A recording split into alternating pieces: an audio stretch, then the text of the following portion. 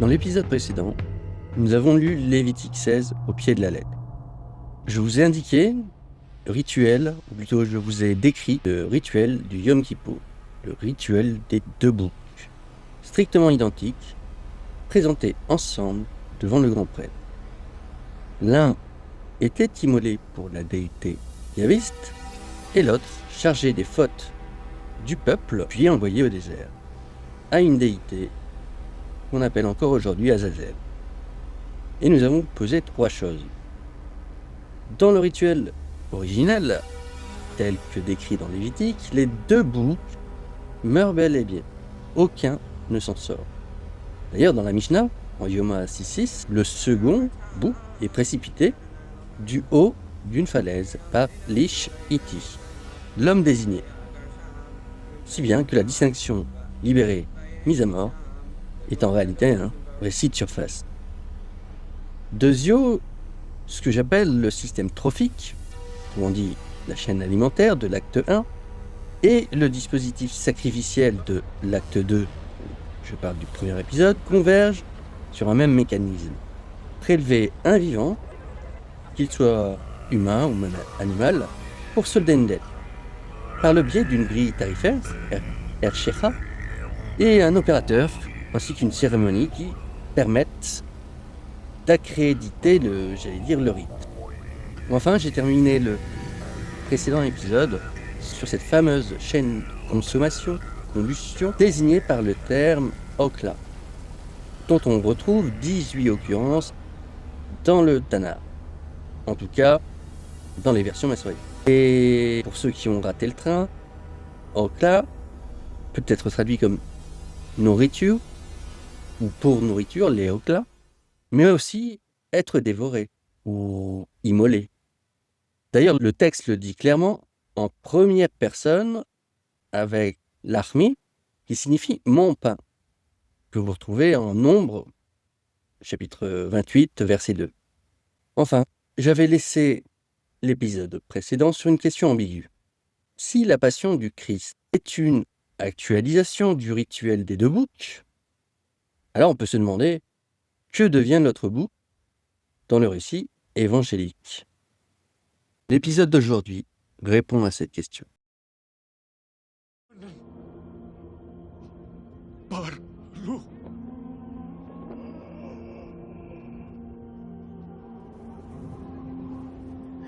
Marc.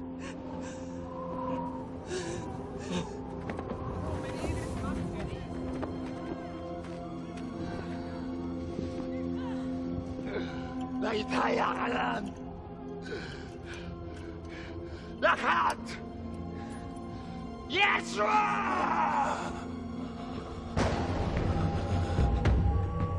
La relecture critique de la Passion du Christ, et en particulier telle qu'elle est relatée dans Matthieu, au chapitre 27, contient, dans les grandes lignes, la transposition narrative du rituel des deux boucs. Il faut savoir où et comment regarder. Ils avaient alors un prisonnier célèbre nommé Jésus Barabbas. Il faut savoir que plusieurs manuscrits donnent à ce criminel, en imagerie populaire, le nom de Jésus Barabbas. Oui, le même nom que le Christ lui-même. Concernant le nom de Jésus, que Barabbas portait dans l'Évangile selon Matthieu, au IIIe siècle, Origène écrivait lui-même « Il ne convient pas de donner ce nom à un personnage inique. » Et d'ailleurs, aucun pécheur n'est ainsi nommé dans les Écritures. Pour info, en hébreu, Bar signifie fils ou fille, et Abba donne père. La glose qu'on retrouve parfois fils du maître, comme dans certains ouvrages critiques, provient du fragment de l'évangile des Nazaréens, conservé et relaté par saint Jérôme dans son commentaire sur Matthieu, et qui rend le surnom par Filius Magistris Hérode. Un second fragment, transmis cette fois par Jérôme dans son commentaire sur Ézéchiel, livre 6, précise le profil de ce Barabbas, de ce Jésus Barabbas. Jérôme l'attribue dans la nomenclature moderne à l'évangile des Nazaréens, distinct de l'évangile des Hébreux, et distinct également de l'évangile des Ébionites que Épiphane de Salamine commente. On y trouve en tout cas la citation suivante. Il est rangé par une lignée de pires criminels, lui qui a attristé l'esprit de son frère. Aucun de ces trois textes ne nous sont parvenus intégralement, et je ne cite que des fragments, par le truchement, par le biais de Père de Léguine, de la littérature patristique. Terminons avec un troublant résumé narratif qui suit, et qui provient d'un écrit copte intitulé « Discours sur Marie, Mère de Dieu ». Il est écrit dans l'Évangile des Hébreux que, lorsque le Christ voulut venir sur terre parmi les hommes, le bon Père fit appel à une puissance puissante dans les cieux, appelée Michel, et confia le Christ à ses soins. Et cette puissance descendit dans le monde, et elle fut appelée Marie, et le Christ resta dans son sein pendant 7 mois. Par la suite, elle lui donna naissance, et il grandit, et il choisit les apôtres qui prêchaient son message partout. Il accomplit le temps qui lui avait été fixé. Et les Juifs devinrent envieux de lui, ils le haïssaient, ils changèrent la coutume de leur loi, et ils se soulevèrent contre lui tendirent un piège et le capturèrent.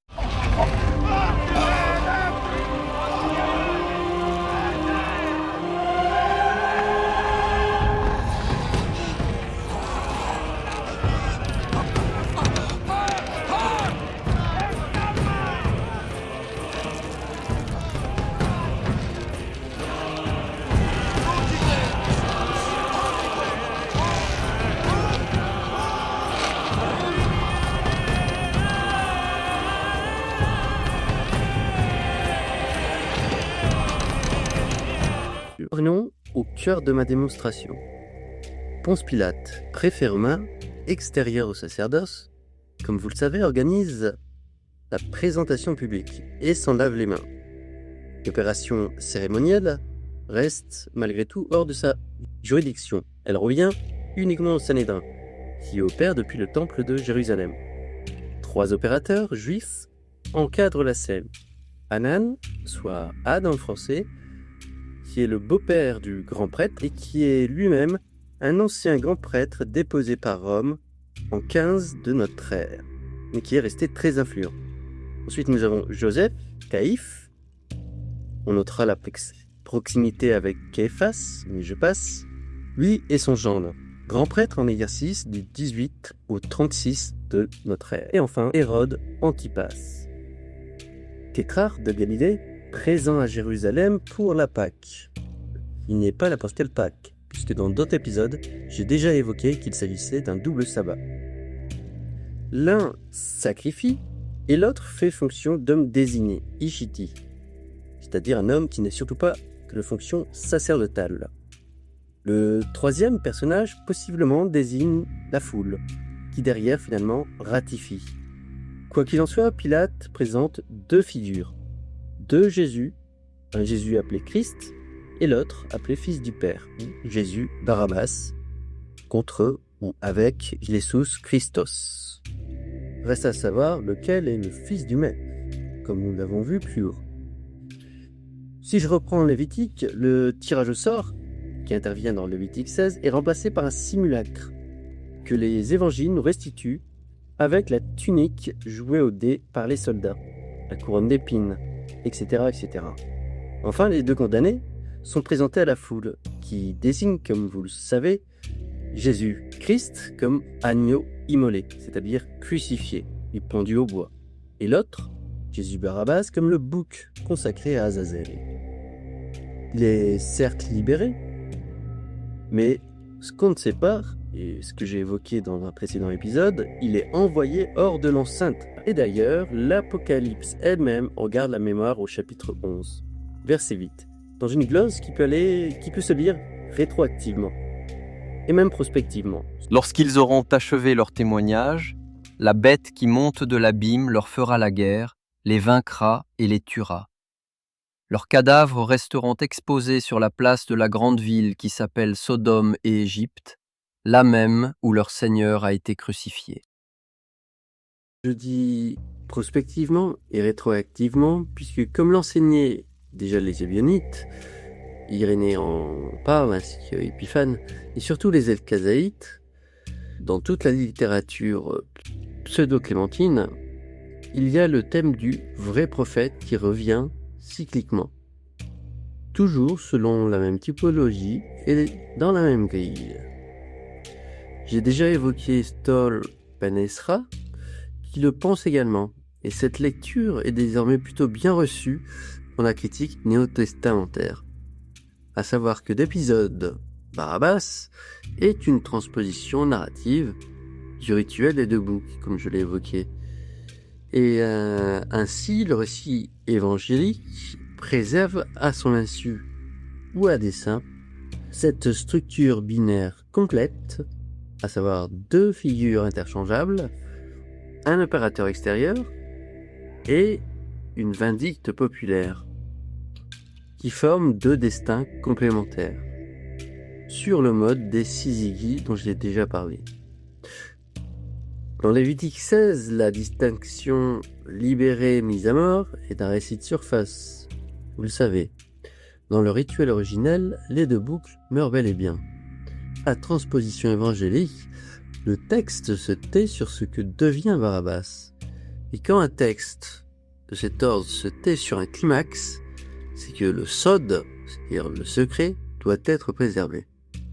La tradition syro-araméenne, plus archaïque que la rédaction grecque, désigne une piste intéressante. Elle désigne un Thomas, un Tolmaï, comme jumeau identique de Jésus. Point que nous aborderons en détail plus tard dans ma démonstration. Deux figures strictement identiques, le système, à chaque récurrence, en produit deux. Il en avait donc besoin avec Tolmaï. Système trophique, autrement dit la chaîne alimentaire, que je décrivais en acte 1, et le dispositif sacrificiel que j'ai rappelé, ne sortent pas de nulle part. Ils ont une cause commune, et même une origine narrative que le texte hébreu donne explicitement. En particulier dans un passage de 4 versets que la tradition exégétique a passé 2000 ans à neutraliser. Je fais référence à Genèse chapitre 6. Quand les hommes commencèrent à se multiplier sur la terre et qu'ils eurent des filles, les fils des dieux s'aperçurent que les filles des hommes étaient belles. Ils prirent pour eux des femmes parmi toutes celles qu'ils avaient distinguées. Décomposons les 3 mots-clés de ces versets. D'abord, nous avons Béné à Elohim, littéralement les fils des Elohim. L'expression Béné à Elohim apparaît 5 autres fois dans le Talmud, en Job à plusieurs reprises et dans les psaumes. À chaque occurrence, sans exception, elle désigne les membres de l'Assemblée divine. Des lectures rabbiniques tardives qui traduisent par fils des juges, par exemple, ou encore fils de Seth, nous sont attestées nulle part dans le texte hébreu lui-même. Et on devine aisément pourquoi. Parce que ce qui suit est explosif. Ils prirent pour eux des femmes, traduit par le verbe yiku, qui représente le verbe technique du mariage en hébreu. Ce n'est pas une visitation mystique ou une métaphore ésotérique. C'est bel et bien une union conjugale et légale au sens du droit hébreu tumitis. Je déroule. Les Néphilim étaient sur la terre en ces jours-là, et aussi après cela. Le « après cela » est important, puisque le texte précise définitivement que la lignée hybride ne s'est pas éteinte après le déluge. Elle a persisté, elle persiste encore. Et Nombre, au chapitre 13, verset 33, vient le confirmer. Et même, le verset 4 ajoute, ce sont eux les héros de l'Antiquité, les hommes du nom. Retenez bien ce terme, Anshei Hachem, les hommes du nom, ceux dont le nom est resté gravé dans la mémoire collective. Et la Septante traduit Giborim par Gigantes, c'est-à-dire le même mot grec qu'Homère emploie pour ces héros. A noter que Giborim peut aussi se traduire par puissant. Je fais un petit aparté sur le livre d'Enoch, le fameux livre d'Enoch, dont les chapitres 6 à 11 sont la première amplification connue de Genèse chapitre 6. Enoch il nomme explicitement les Béné à Elohim, sous le vocable des veilleurs, ou Watchers en anglais, et leur chef, à savoir Shemiaza. Avec lui, 20 commandants, dont en seconde position, Azaël. Autrement dit, le même Azazel que celui du second book dans l'épisode 1. Il y a juste un Z qui a disparu. C'est la même racine, le même nom, propre. In fine, c'est le même opérateur cosmique, et pour faire simple, le book envoyé au désert dans le rituel du Yom Kippour est envoyé à un nom porté par un ange déchu, puisque c'est de cela qu'il s'agit. D'ailleurs, le texte énochien attribue à ces veilleurs la transmission de savoirs techniques et d'art oraculaire, voire même théurgique. La liste est à l'écran. À cet égard, ces êtres ne descendent pas seulement pour se reproduire, ils transmettent un savoir et s'hybrident dans la foulée pour le transmettre. Le résultat de l'union est précis. Le livre d'Enoch au chapitre 7 décrit la séquence.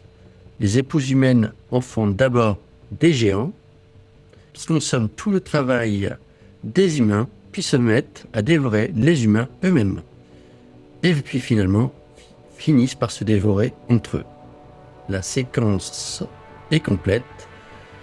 La chaîne trophique est aussi active ici. Et cette structure des êtres divins qui descendent, s'unissent à des humaines, pour engendrer une lignée mixte, n'est pas une singularité hébraïque. C'est un substrat partagé entre toutes les civilisations. Et les textes antiques l'attestant sont légion. Finalement, c'est le même schéma qui se reproduit. 3 foyers civilisationnels distincts. Des êtres de rang supérieur descendent, enseignent, s'hybrident. Un déluge tente d'effacer le résultat, mais n'y parvient pas. Et la lignée persiste. C'est un fond partagé, et ce fond dit unanimement que l'hybridation est un fait fondateur, non pas un épisode mineur. Maintenant, attardons-nous sur un détail textuel qui change tout. Deutéronome, chapitre 32. La version hébraïque rabbinique standardisée, une sorte de vulgate moderne, dit ceci. Quand le Très-Haut donna aux nations leur héritage, il fixa les frontières des peuples selon le nombre des fils d'Israël. Or, ce n'est pas le texte primitif. Un manuscrit trouvé à Qumran et daté du Xe siècle avant notre ère, soit antérieur d'un millénaire à la Vulgate massorétique, porte une autre variante, confirmée indépendamment par la Septante.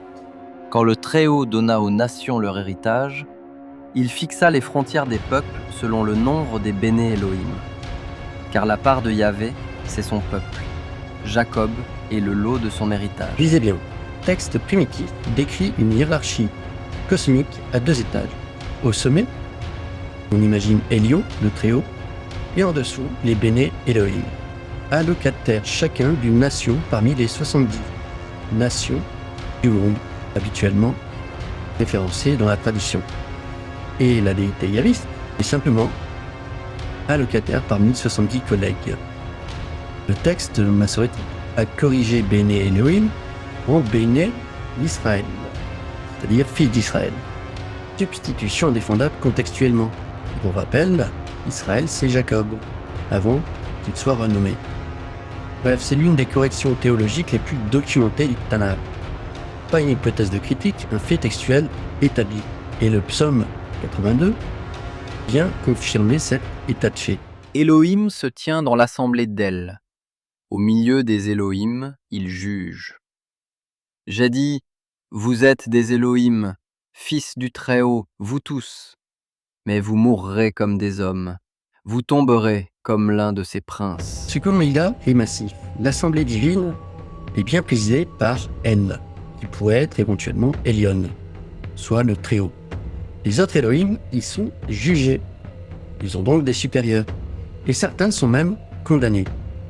Puisqu'il est dit, comme des hommes, vous mourrez. Autrement dit, le système trophique de l'acte 1 opère aussi sur les opérateurs cosmiques de hiérarchie supérieure. Et certains Elohim entrent dans cette chaîne qu'ils administrent eux-mêmes. C'est une boucle fermée.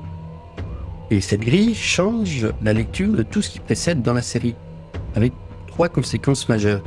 Si la déité yaviste n'est pas au sommet, et si les Béné Elohim peuvent mourir comme des hommes, alors la lignée hybride de Genèse, chapitre 6, engendrée par ces mêmes Béné Elohim, n'est pas seulement un mélange biologique. C'est peut-être une tentative d'engendrer des opérateurs cosmiques affranchis eux-mêmes de leur hiérarchie supérieure.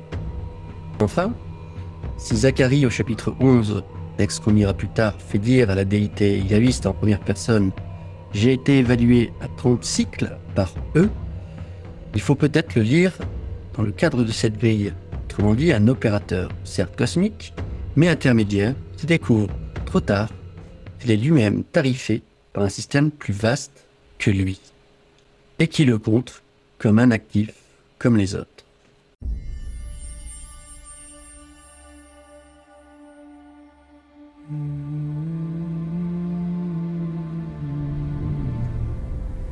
Si on a une fille, comment on l'appellera? On devrait l'appeler Ganima. Parce qu'il lui faudra être forte, comme sa mère.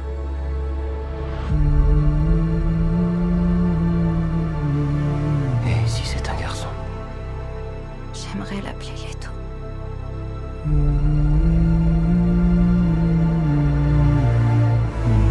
Pour qu'il ait la sagesse de son grand-père.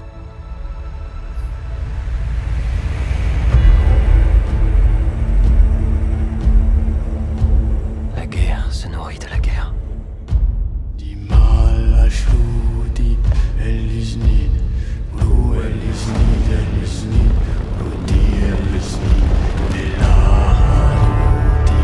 Plus je me bats, plus fort nos ennemis ripostent.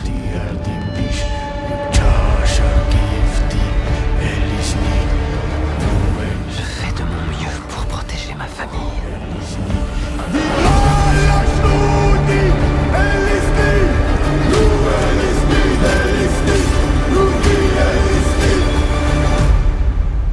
Comment père faisait-il? Ton père n'a jamais eu à déclarer une guerre.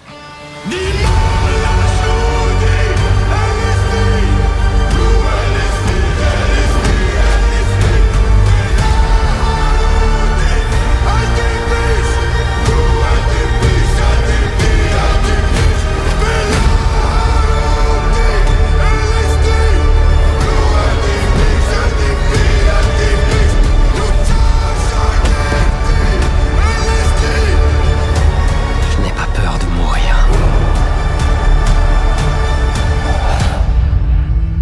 Mais je ne peux pas mourir. Pas encore. Revenons au cœur du sujet de ce podcast, le rituel des 2 boucs transposé à la passion du Christ Jésus. En 2014, le spécialiste du christianisme primitif, Bart Ehrman, rappelait un fait connu des spécialistes depuis longtemps, mais ignoré du grand public.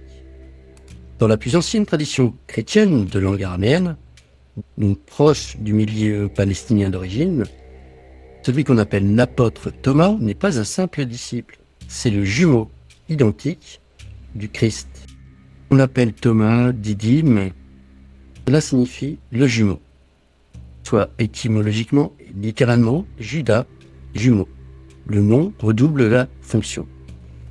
Les actes de Thomas, rédigés en Syrie au début du IIIe siècle, ne suggèrent pas une vague ressemblance. Ils mettent la gémellité en scène, explicitement. Au chapitre 11, par exemple, Thomas arrive dans une ville où personne ne le connaît, et un marié sort de sa chambre nuptiale en croyant que c'est Jésus qui vient de lui apparaître. Il voit alors Thomas et ne peut pas le distinguer visuellement. Le texte dit alors la chose suivante: le Seigneur lui dit « Je ne suis pas Judas Thomas, je suis son frère ». Autrement dit, son frère jumeau, son double parfait. Et rappelons-nous ce que nous avons vu jusqu'ici dans la série, dans Lévitique 16, 2 boucs doivent être identiques, interchangeables, et un sort tiré au hasard pour décider lequel meurt et comment.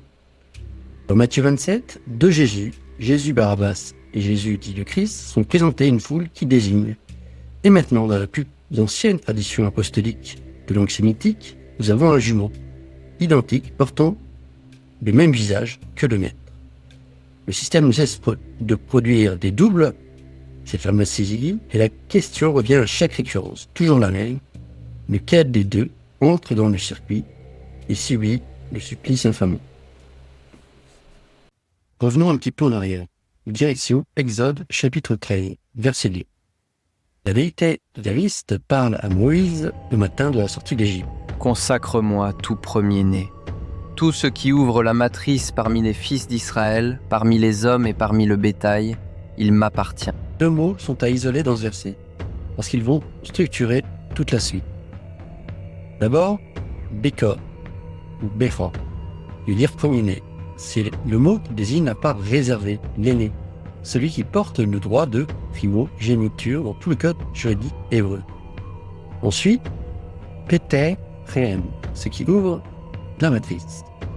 La formule est strictement anatomique. Le premier-né n'est pas défini ici par sa fonction sociale, il est défini par son rapport au corps de sa mère. C'est celui qui a ouvert ou qui ouvre le passage. Et la fin du verset dit « il est à moi », c'est un pronom possessif sec, c'est même une déclaration de propriété. Versets 12 à 15 du même chapitre, Moïse transmet la loi au peuple. Je cite. Tu feras passer tout ce qui ouvre la matrice à Yahvé. Tout premier-né mâle du bétail qui naîtra chez toi, les mâles sont à Yahvé. Fermez les guillemets. Ensuite, nous avons le verset 13, juste après, qui dit que le premier-né de l'âne est racheté par un mouton. Et s'il n'est pas racheté, sa nuque doit être brisée. L'âne, lui, est explicitement payable d'un substitut. Les fils premiers-nés, humains, sont rachetés, sans préciser le tarif ici. Puis vient le verset 15, la phrase qui dit tout et qu'aucun catéchisme ne cite jamais. C'est pourquoi j'offre en sacrifice à Yahvé tout ce qui ouvre la matrice parmi les mâles. Mais tout premier-né de mes fils, je le rachète. Écoutez bien le verbe qui a été employé, zobéa. C'est le verbe technique du sacrifice sanglant. C'est le verbe de l'abattage rituel. Celui qu'on emploie quand un animal est égorgé sur l'autel du temple. Et non pas quand on le consacre, au sens vague ou métaphorique. Et donc Moïse dit littéralement « Je sacrifie à Yahweh tous les premiers-nés mâles qui ouvrent la matrice. » Puis il ajoute « Mais le premier-né mâle de mes fils, je le rachète. » La structure grammaticale est limpide. Le sacrifice est la règle par défaut, et le rachat l'exception. Sans le rachat, le premier-né reste mécaniquement dans le circuit. Il est dû, c'est une dette, auprès de la divinité yahviste. D'où la grille de rachat en cycle que l'on trouve en Lévitique 27. Mais ce n'est pas fini, parce qu'il y a aussi l'exception à l'exception. Le rachat lui-même a une limite que le texte pose explicitement. En Lévitique 27, versets 28 et 29, c'est-à-dire la fin du chapitre où apparaît la grille tarifaire, l'exception apparaît. Et la voilà. Tout harem qu'un homme voue à Yahvé ne pourra être ni vendu ni racheté. Et tout harem prélevé d'entre les humains ne sera pas racheté, il sera mis à mort. Je vous rappelle que le RM, comme nous l'avons vu en épisode 1, est un sacrifice particulièrement sanglant, impliquant un roi sacrifié par exemple, comme lors des Saturnales. Mais bref, pour le RM humain, il n'y a pas d'option B, pas de porte de sortie. Et du coup, le candidat, entre guillemets, sous statut de RM, est verrouillé dans le circuit. La grille tarifaire des versets 1 à 7 du même chapitre ne s'applique pas à lui. Nous verrons par la suite que c'était le cas du Christ. C'est en fait la même opération que dans Nombre chapitre 31 de l'épisode 1, et c'est l'opération qui rend possible l'existence de Jésus Barabbas, Isaïe 53, et tout ce qui suit dans cet épisode, y compris la thèse des 2 jumeaux. Maintenant, le texte qu'aucun sermon ne cite, jamais à côté d'Exode 3, et devinez pourquoi, c'est Ézéchiel chapitre 20. Parce qu'il se dit « Et moi aussi, je leur ai donné des lois qui n'étaient pas bonnes, et des ordonnances par lesquelles ils ne pourraient pas vivre. Et je les ai rendus impurs par leurs propres offrandes, en faisant passer par le feu tout ce qui ouvre la matrice. » Le sujet de ce verset est Yahweh lui-même, en première personne. Moi, je leur ai donné des lois mauvaises. C'est stricto sensu ce qui se dit.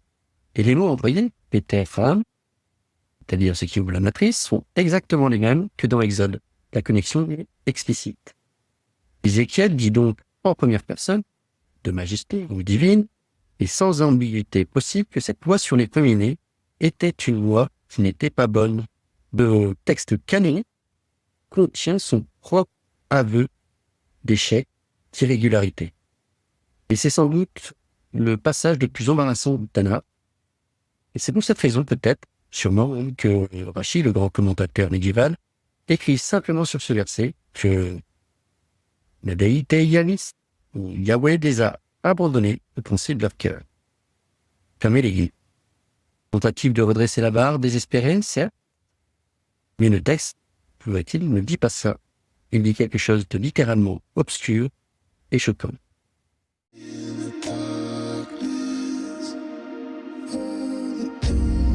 Moïse, Ramsès, vous avez grandi côte à côte comme deux frères. Veillez l'un sur l'autre. Toujours. Tu sais que quelque chose ne va pas, tu l'as toujours senti. Tes parents ne t'ont jamais dit la vérité. Quelle vérité? L'année de ta naissance, une prophétie annonçait la venue au monde d'un chef qui viendrait nous libérer. Ce chef, c'est toi, Moïse. Après 400 ans d'esclavage, les choses ici n'ont fait qu'empirer. Je te parle en frère, tu dois les libérer. C'est une menace? Oui!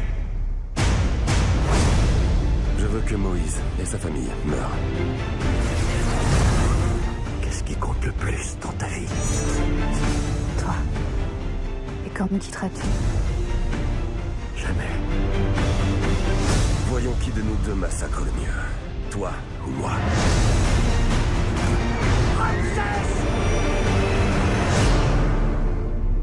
Tu cherches à me rabaisser! Tu n'y arriveras pas! Jamais!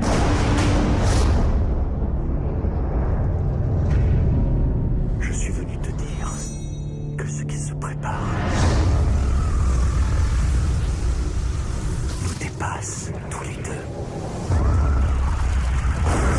Récapitulons. Le système a un tarif, un rituel de collecte et un circuit de consommation. Tout ça, on l'a vu. Il lui manque une chose pour être complet, un profil. Vous dites autrement, quel type d'individu entre concrètement dans le mécanisme. Isaïe chapitre 53 y répond et de manière saisissante. Il n'avait ni apparence, ni éclat pour qu'on le remarque, ni beauté pour qu'on le désire. Méprisé et retranché des hommes, homme de douleur, familier de la souffrance. Retenez deux mots par rapport à ce verset. Adar et Shim, ce qui veut dire retranché des hommes. Le portrait qui en est décrit n'est pas celui d'un roi en majesté, ni d'un prêtre en exercice, mais bel et bien celui d'un rejeté social, comme le fut le Christ relaté par les évangiles. Et de plus tombait sous le statut de mamzer, comme en Deutéronome 23, puisqu'il était suspecté d'être né d'une union interdite, et par définition exclu de l'assemblée de l'Éternel, jusqu'à la 10e génération. Que aussi Deutéronome. Plus loin, le même chapitre le décrit mené comme un mouton à l'abattoir, conduit et non volontaire, puis retranché de la terre des vivants. C'est le vocabulaire de l'abattage rituel. Celui-là même qu'on vient de lire dans Exode chapitre 13. Les références exactes sont à l'écran. Et le pire, c'est que 100 ans avant la crucifixion, donc bien avant que les évangiles ne soient écrits, un autre texte juif, hébraïque, dresse exactement le même portrait de candidat, c'est-à-dire sagesse de Salomon, au chapitre 2, versets 12 à 20 notamment. Texte écrit à Alexandrie vers 100 à 50 avant notre ère, selon les spécialistes. Vous voyez les guillemets? Tendons un piège au juste, car il nous gêne. Voyons si ces paroles sont vraies. Examinons ce qui lui arrivera à sa fin. Car si le juste est fils de Dieu, Dieu l'assistera et le délivrera. Condamnons-le à une mort honteuse, puisque, à l'entendre, il sera secouru. On a littéralement ici le programme narratif complet de la passion. Le juste piégé, mis à l'épreuve, condamné à une mort honteuse, pour voir si Dieu le sauvera. Et ce texte est écit un siècle avant qu'il ne se produise. La sagesse de Salomon n'est donc pas une prophétie sur Jésus, encore que ça se discute, mais elle décrit plutôt une typologie, un profil de candidat récurrent dans le système. Ce système, encore et encore, sélectionne le même profil. Ce qui est arrivé en Christ Jésus était déjà arrivé et arrivera encore.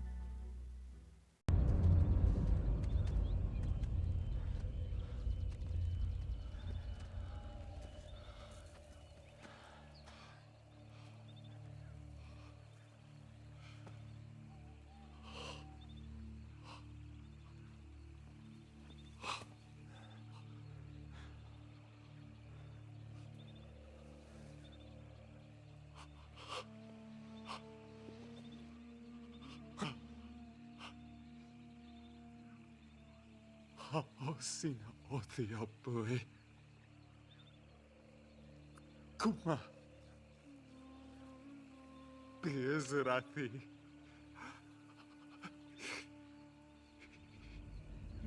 Shabreni mereshetashe. Tomanu alai.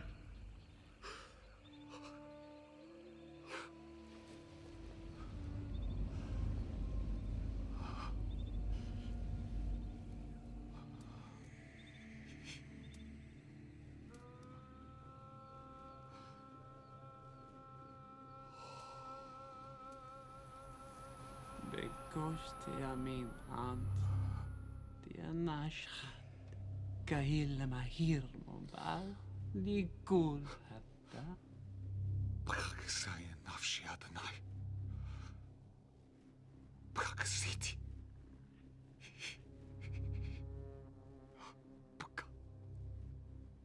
Btakti. Laithai.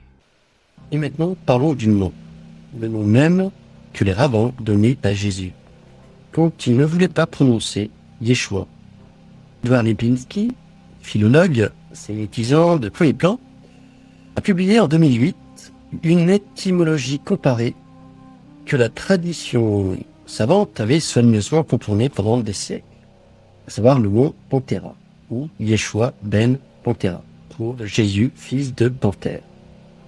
Parfois Pandéra, parfois Pandira même, selon les traditions, et qui est attribué au père biologique de Jésus dans une source talmudique, et qui, selon la polémique antichrétienne judaïsante, ne serait pas un nom propre aux Romains. Ce serait une déformation de l'araméen Patira, qui correspondrait à la congédiée, la franchie, la vendue. Autrement dit, si elle a été vendue, c'est qu'elle était esclave. Et Ben Pantira signifie à la lettre fils de la femme libérée, vendue ou congédiée. D'ailleurs, la racine dit même plus que ça, puisqu'on retrouve le Péter, PTR. C'est exactement la même racine que dans Exode chapitre 13, pour Péterem, ce qui ouvre la matrice, autrement dit le premier-né. Et si le premier-né, comme nous l'avons vu, celui qui ouvre la matrice, est consacré comme propriété de Yahweh, alors c'est le circuit même qui encode par avance dans le nom de Jésus son destin. Le nom talmudique de Jésus dit donc exactement ce qu'il est dans le système. La propriété qui appartient donc à la vérité idéaliste et qui entre dans le circuit. C'est un diagnostic technique qui se déguise en insulte. Et le prix de ce candidat est fixe, selon un barème, malheureusement. Voyons les occurrences. 4 occurrences, et la première, située en Exode chapitre 21, pose la matrice du tarif. Et pas n'importe où. Précisément dans ce que l'on appelle le Mishpatim, le tout premier code civil post-Sinaï. C'est-à-dire avant Lévitique, avant nous, tout ce que l'on connaît de la Bible hébraïque. Quelque part, ce chiffre 30 est le watermark fondateur dont tous les autres textes vont dériver. Les 3 anomalies confirment qu'il ne s'agit pas d'une individualité civile, simplement. Un esclave mâle vaut 50 cycles, dans Lévitique 27. Et le marché esclavagiste proche-oriental le tarifait entre 30 et 60. Autrement dit, 30, c'est le prix d'une femme adulte. comme en Lévitique, chapitre 27, verset 4. Ce n'est pas le prix marchand, c'est éventuellement le prix rituel, le tarif de la livraison que nous allons étudier ensuite. Il y a d'autres cas de figure où un individu reçoit le même tarif. Vous avez les exemples qui s'affichent à l'écran.